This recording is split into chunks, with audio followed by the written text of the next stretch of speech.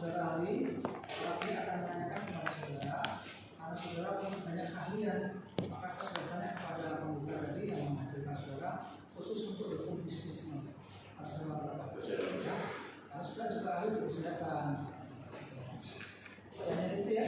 Siap yang mulia. Terima kasih mulia.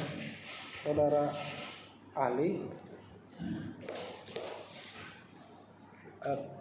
apa pendapat saudara ahli terkait dengan rapat umum pemegang saham dalam perseroan? Ya, rapat umum pemegang saham atau disingkat LPS itu adalah salah satu organ dari PT. Jadi PT ada tiga organ, ada direksi, ada dewan komisaris, dan ada LPS. Direksi itu tugasnya mengurusi dan mewakili perseroan dalam mengurus pertanian. Kalau dewan komisaris mengawasi tugas direksi dan memberikan nasihat kepada direksi. Satu lagi adalah DLPS. DLPS itu adalah kewenangan sisa yang tidak diberikan kepada direksi maupun kepada dewan komisaris. Jadi dia punya kewenangan yang mungkin bisa dikatakan paling luas. Bahkan di undang-undang 195 katakan direksi adalah organ LPS adalah organ tertinggi. Tapi dalam undang-undang 40 2007 kata-kata organ tertingginya sudah dihapus. Jadi yang disampaikan adalah hanya yang memiliki kewenangan sisa yang sudah diberikan kepada direksi maupun dewan. Pertanyaan selanjutnya terkait dengan RUPS. Biasa untuk RUPS itu diusulkan oleh siapa? Jadi RUPS itu bisa dilaksanakan karena ada sesuatu yang dikehendaki oleh direksi dewan komisaris ataupun diusulkan oleh sekurang-kurangnya 10 pemegang saham. Kembali saya tegaskan, berarti RUPS itu harus diusulkan direksi pemegang saham. Nah, pertanyaan selanjutnya, bagaimana jika RUPS dilakukan rapat umum pemegang saham, tapi tidak ada usulan dari direksi, tidak ada usulan dari pemegang saham? Menurut pendapat ahli, apa akibat hukumnya terhadap hasil rapat umum pemegang sahamnya? Yang namanya RUPS kan rapat umum pemegang saham. Iya. Jadi ya harus dihadiri oleh para pemegang saham. Gitu. Nah, di dalam undang-undang PT memang sebenarnya dimungkinkan tidak adanya panggilan oleh direksi asal seluruh pemegang saham itu hadir secara bersama-sama. Kalau ada yang tidak hadir berarti RUPS itu tidak sah. Tidak sah. Nah, ternyata dari hasil RUPS ini yang mana pemegang saham juga tidak hadir, direksi pun tidak hadir, ternyata ada akta. Hasilnya ada akta yang merubah kepengurusan sama pemegang saham. Nah, menurut saudara ahli, apakah akta itu bisa atau harus batal? Jadi kalau yang namanya rapat umum pemegang saham kan ada aturannya dari ya harus ada panggilan, harus ada permintaan, kemudian diselenggarakan sesuai dengan apa yang diatur di dalam pada dasar. Dan tentunya yang harus hadir adalah pemegang saham. Boleh tidak ada panggilan selama 100% pemegang saham hadir. Kalau ada yang tidak hadir, maka formalitas harus dipenuhi. Namanya pemegang saham. Kalau pemegang saham tidak ada yang hadir, berarti tidak ada LPS. Nah, saya bikin suatu contoh. Misalkan PT Sentosa, pemegang sahamnya A dan B, direkturnya A, komisarisnya B. Adalah RUPS di situ, rapat umum pemegang saham, di mana dalam rapat umum pemegang saham ternyata direksi nggak hadir, komisaris nggak hadir, bahkan pun pengajuan pun tidak ada dari direktur, tidak ada dari komisaris. Tapi ada akta yang menjadi produk yang dilapor kepada Kementerian Hukum dan HAM. Dan oleh Kementerian Hukum dan HAM dibuatkan surat persetujuan terhadap hasil daripada RUPS yang tidak dihadiri oleh unsur yang tadi disampaikan para ahli. Menurut pendapat ahli, bagaimana akibat hukumnya terhadap perubahan itu? Apakah perubahan itu sah atau tidak? Ya, jadi menuju pada ilustrasi. Jadi kalau PT tersebut pemegang saham adalah A dan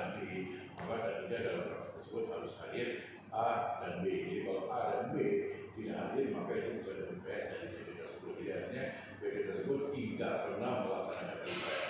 Jadi kalau LUPS tidak pernah dilaksanakan, berarti kan harusnya tidak muncul akta pernyataan keputusan rapat, karena akta itu kan PKN ya, hasil dari rapat umum pemegang saham. Nah, kalau rapat umum pemegang sahamnya tidak pernah ada, berarti akta tersebut juga seharusnya tidak pernah ada. Jadi kalau ditanya tersebut mendapatkan persetujuan, ya berarti persetujuan ini juga karena hukum ini tidak ada. Oke, pertanyaan selanjutnya. Ada rapat umum pemegang saham RUPS yang mana pemegang sahamnya A, B, dan C pemegang sahamnya. Ternyata undangan rapat terhadap A dan B tidak ada undangan rapat untuk peralihan saham, untuk mengalihkan saham. Ternyata undangan itu tidak ada kepada A dan B, tapi rules-nya ada dan dilaporkan ke Kementerian Hukum dan HAM, dan disetujui, dikeluarkan oleh surat persetujuan. Menurut pendapat ahli, bagaimana terhadap proses pelaporan dan pencatatan ahli terkait rules tersebut? Ya, jadi CPPN untuk LUPS itu kan ada aturan yang diatur di dalam peraturan dasar. Tentunya ada tadi pernikahan dulu atau permohonan kepada direksi atau kepada Dewan Komisaris untuk dilaksanakan LUPS. Permohonan itu ada, maka direksi dan Dewan Komisaris kemudian melakukan panggilan. Nah, biasanya kalau tidak diatur di dalam peraturan dasar secara khusus, Undang-Undang PT mengatakan 15 hari harus dilaksanakan LUPS tanpa memperhitungkan hari panggilan maupun hari rapat. Jadi harus ada itu terlebih dahulu. Jadi para pemegang saham harus diundang secara resmi untuk menghadiri LUPS dan ditentukan jam dan agendanya serta tata cara. Kalau ada pihak yang tidak menerima, berarti bisa jadi memang tidak diundang atau saya nggak tahu sebagai mana. Tapi itulah yang kemudian harus dibuktikan kalau memang sudah ada surat undangan tersebut. Kalau tidak ada surat undangan, artinya LUPS tersebut tidak bisa dilaksanakan karena memenuhi cacat formal. Dua, kalau surat undangan itu kemudian diterima oleh para pihak dan ada yang tidak hadir, berarti harus ditunggu forum kehadiran. Kalau forum kehadiran yang tidak memenuhi persyaratan, berarti LUPS tidak dapat dilaksanakan. Kalau LUPS tidak dapat dilaksanakan, artinya tidak ada hasil dari LUPS tersebut. Berikutnya, kalau forum kehadiran memenuhi persyaratan, tentunya yang berikutnya adalah pengambilan keputusan. Pengambilan keputusan undang-undang mengatakan harus diambil secara musyawarah untuk mufakat. Dalam hal musyawarah untuk mufakat tidak bisa, berarti harus diambil voting kembali, nanti itu forumnya. Kalau forumnya tidak memenuhi, artinya keputusan tidak bisa diambil. Rapat terselenggara, tapi tidak ada keputusan. Beda dengan forum kehadiran. Kalau forum kehadiran tidak memenuhi, berarti rapat tidak ada sama sekali. Pertanyaan selanjutnya terkait peralihan hak atas saham perseroan, apakah wajib dibuat dalam akta? Ya, kalau kita melihat kepada Undang-Undang PT, maka dikatakan pengalihan itu harus dibuat dengan akta pengalihan saham.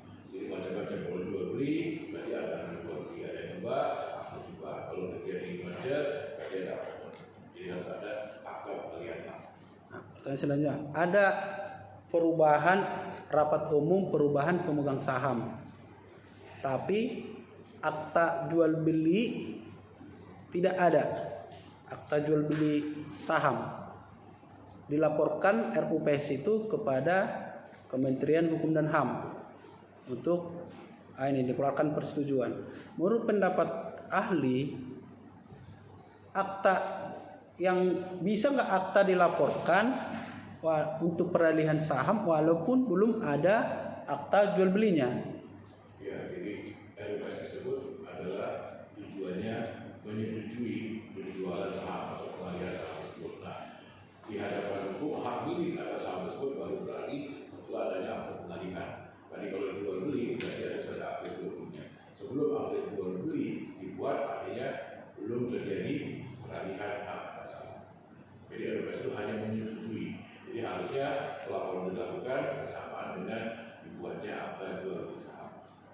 Jadi kalau belum ada jual beli berarti peralihan hak milik atas saham belum Pertanyaan selanjutnya, ada 3 akta. Kita bilanglah akta A, B, dan C untuk tentang susunan pemegang saham dan pengurus. Yang pertama dibuat akta A, yang kedua akta B, yang ketiga akta C. Nah, ternyata akta C ini, akta C dibuat berdasarkan akta A, B ternyata palsu karena tidak pernah dibuat oleh notaris.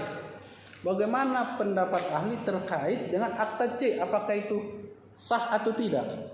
Ya, jadi kalau mau mengatakan bahwa tidaknya mereka menjaga keputusan pengadilan dulu yang menyatakan itu inkrah. Kalau ada keputusan pengadilan yang mengatakan itu palsu dan sudah inkrah, maka akta C tersebut karena dibuat berdasarkan pada akta A dan B yang sudah dinyatakan palsu secara keputusan yang berkekuatan tetap, maka karena juga akta C tersebut harus dinyatakan batal.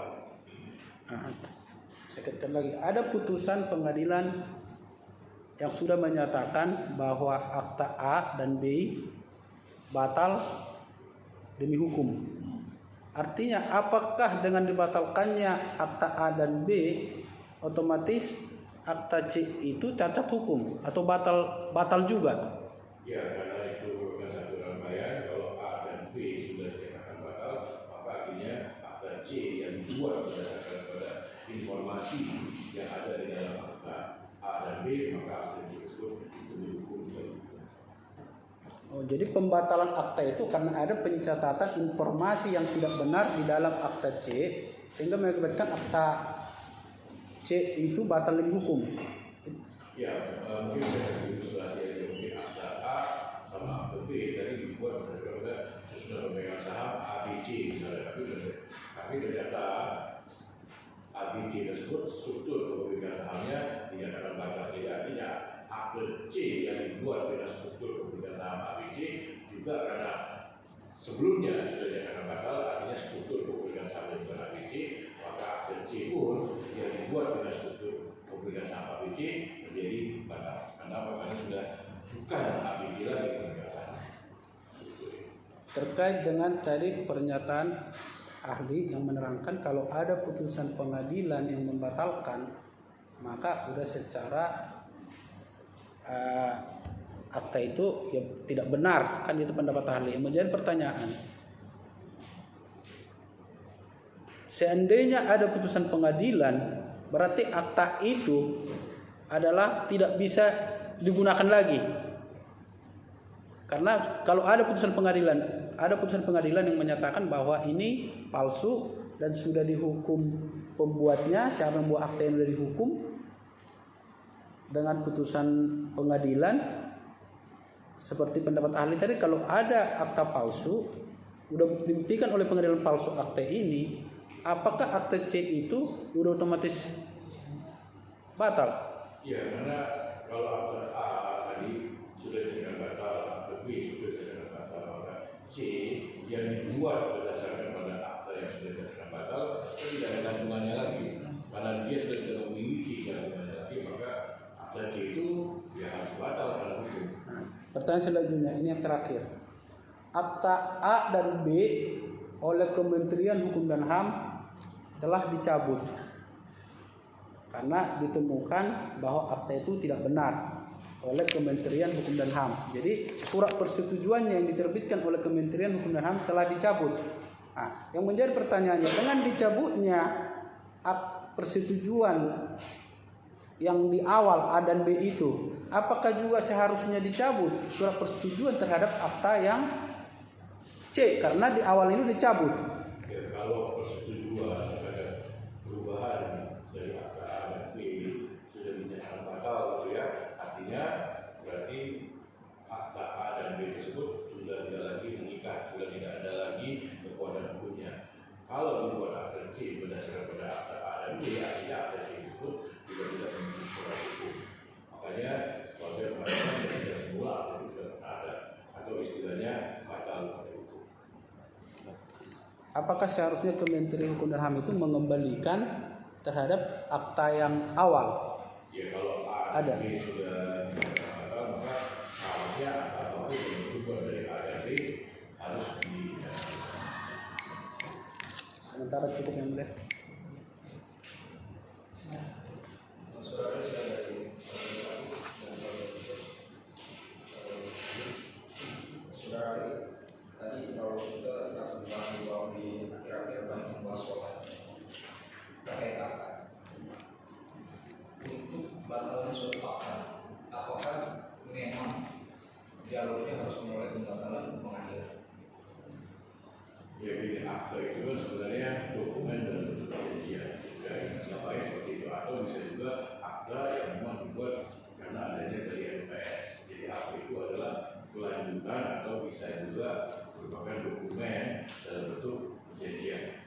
Jadi kita sebut namanya.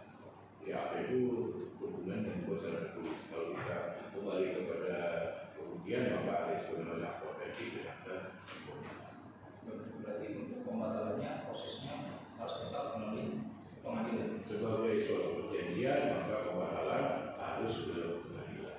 Baik, untuk menurut saudara, sepengetahuan saudara, untuk membatalkan suatu akad, untuk pihak tergugat, apakah cukup di notaris saja atau harus ada pihak-pihak di dalam akadnya? Tergantung pada jenis akta yang tadi. Kalau akta itu sebagai perjanjian, maka artinya para pihak dalam perjanjian tersebut harus menjadi pihak dalam perkara yang membatalkan akta tersebut. Tapi kalau aktanya misalnya adalah akta MPS dari satu PT, maka tentunya yang dipersoalkan adalah juga formalitas pelaksanaan PT tersebut, dan yang kedua adalah konten dari isi MPS tersebut. Berarti tergantung dari isi. Iya, tergantung karena akta itu kan sesuatu yang umum. Akta itu bisa akta partai, bisa juga akta yang dibuat dalam bentuk akta MPS. Tetapi secara garis besar, pihak-pihak yang tertulis di dalam akta, apakah memang harus tetap menjadi sebuah tergugat atau kadang tidak perlu akta? Ya. Kalau perjanjian kan perjanjian hanya mungkin antara para pihak yang membuat. Jadi kalau dibatalkan maka para pihak itu harus ada. Tapi kalau berkaitan dengan MPS maka ketentuannya bukan untuk perjanjian dengan perusahaan. Saudara Itu hal yang agak berbeda. Saudara mengenai kita berada ke area persewa, apakah ada kondisi yang mensyaratkan sebuah LPS itu tidak perlu undangan? Ya, tadi sudah dijelaskan tidak perlu undangan asal semua pemegang saham hadir dan menyetujui LPS. Oke, dan yang terakhir, saudara Ali, apakah saudara Ali sepakat dengan konsepsi vertical entity dari sebuah persoalan terbatas ini? Karena untuk sebuah kerugian yang menanggung kerugian persoalan itu adalah persoalan sendiri, bukan dari para pemegang saham. Adapun para pemegang saham bekerja adanya prinsip of fair seperti itu. Ya, di dalam undang-undang PT pada dasarnya PT adalah subjek hukum mandiri. Tapi pertanggungjawab PT bisa diterobos salah satu oleh ketentuan pasal 3 ayat 2 dan dari seperti itu di mana pemegang saham dapat diminta pertanggungjawabannya secara pribadi selama memenuhi ketentuan pasal 3 ayat 2. Maaf, sebaliknya. Apa jika perseroan itu menghasilkan sebuah penghasilan, apakah dapat dibagi dividen pada saat itu atau ada syarat kondisi di mana dividen itu harus bisa dibagi supaya mengusaha? Ya, dividen dibagi berdasarkan LPS. Jadi harus ada LPS yang memutuskan hubungan perusahaan tersebut akan dibagi atau tidak. Jadi LPS lah yang menentukan. Walaupun di dalam apakah tentu di persoalan terbatas menyatakan bahwa pembagian dividen itu harus melihat neraca dari Ya, jadi kalau kita kembali kepada ketentuan awalnya memang dikatakan harus ada minimum terlebih dahulu 20% laba ditahan. Jadi kalau sudah lewat dari 20% laba ditahan, maka keuntungan boleh dibuat. Jadi kalau belum ada laba ditahan sampai dengan 20% dari modal, maka benar-benar jadi mengatakan tidak boleh dibuat.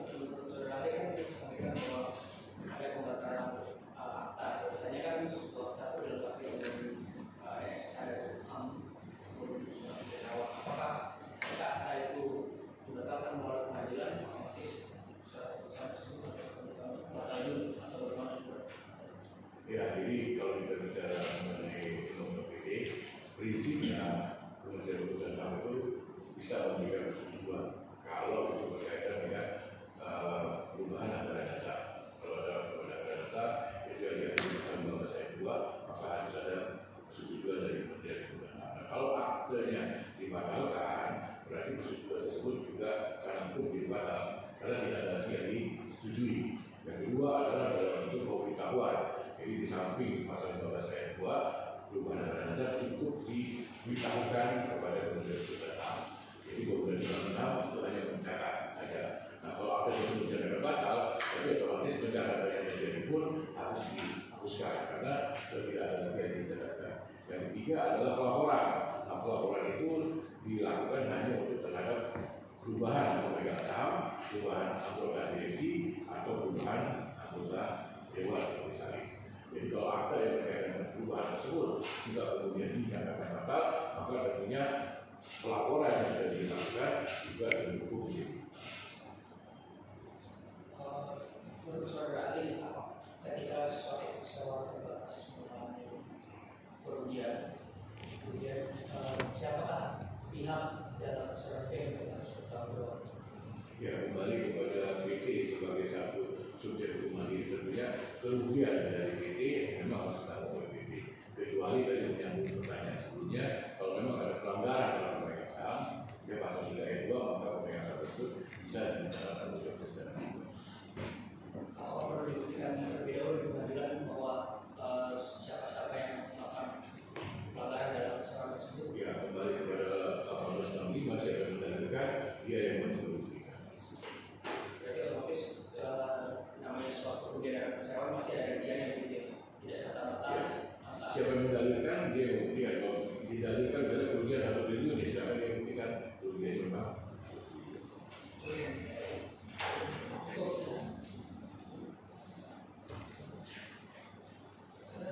Ada yang mulia. Saudara ahli,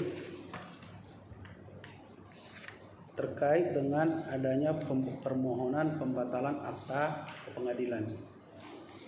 Ketika ada suatu akta, ketika kita konfirmasi kepada notaris yang membuat akta, ternyata oleh notaris tersebut menyatakan bahwa dia tidak pernah membuat akta tersebut. Karena ada pernyataan dari notaris sehingga pihak yang dirugikan mengajukan gugatan pembatalan akta itu terhadap pengadilan dengan melibatkan notaris, karena produk yang dibuat itu produk notaris yang dia tidak pernah buat. Yang menjadi pertanyaan dalam hal permohonan akta tersebut, yang mana akta ini tidak dibuat oleh orang yang sebenarnya, apakah yang memohonkan itu juga harus memasukkan pihak-pihak yang ada dalam akta tersebut, yang tertulis namanya dalam akta dalam itu, padahal akta ini tidak pernah ada karena bukan dibuat orang yang tidak berhak.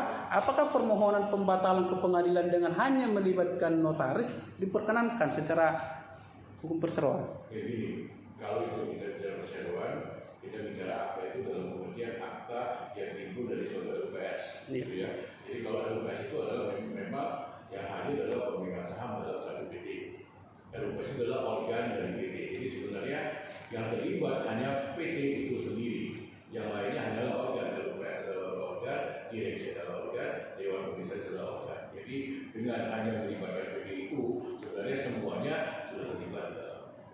Oke, pertanyaan selanjutnya terkait dengan adanya pencabutan, karena dengan dilaporkan akta yang dibuat berdasarkan oleh yang palsu karena tidak dibuat oleh notaris yang sebenarnya. Selanjutnya notaris itu menyurati Kementerian Hukum dan HAM agar surat persetujuannya itu dicabut karena dia tidak pernah membuat akta tersebut dan tidak pernah mengupload akta tersebut.